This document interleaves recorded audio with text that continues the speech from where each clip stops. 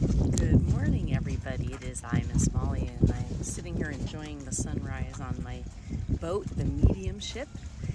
And I kind of had a rough day yesterday, and I kind of want to run this by my intuitive colleagues to see if anybody else runs into this. And it's something that kind of carries over from my childhood, and it has to do with trying to explain when we get certain types of premonitions without sounding too dramatic, and also in a way that people can understand. So here's an example. Yesterday, I woke up having this feeling.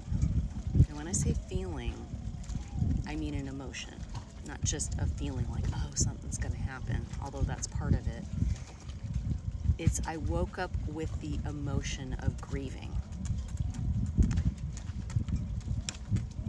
And when that happens, I always try to give myself a little time to wake up, have coffee, write my journal, try to set a better intention, a happier feeling.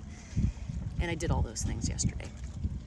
However, it still was getting to me all day.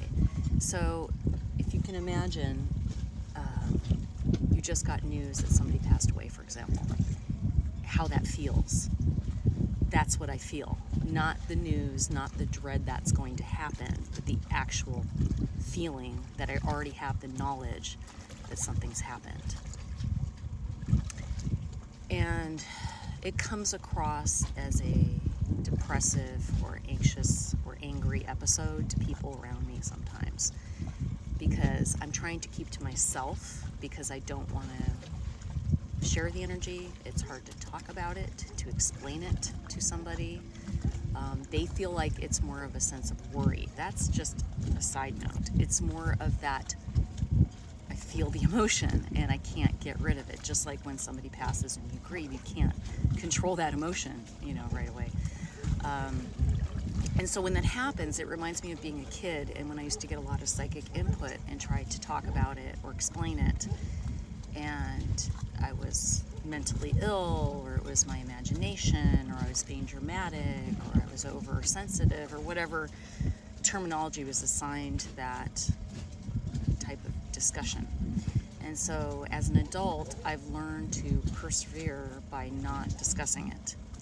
But unfortunately, with the lack of discussion and me being who I am, ADHD, on the spectrum, blah, blah, blah, all that stuff, which isn't an excuse, it's just part of who I am.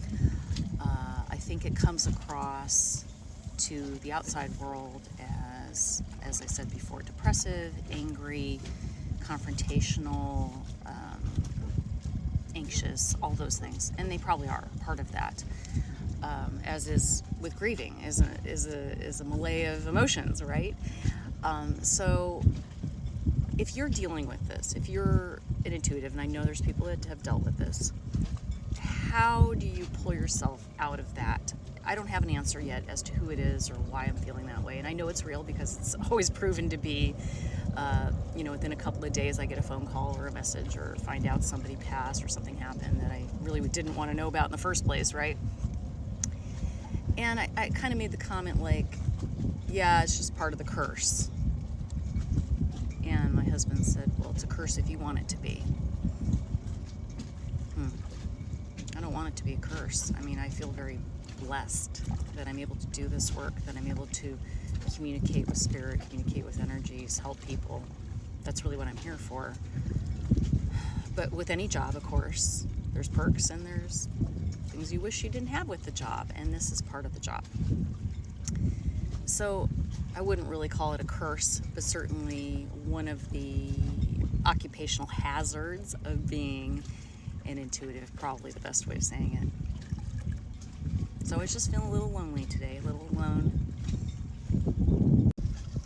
And I just want to say, hey, thanks for listening, and I appreciate your input. We're all on this journey together, doing our best.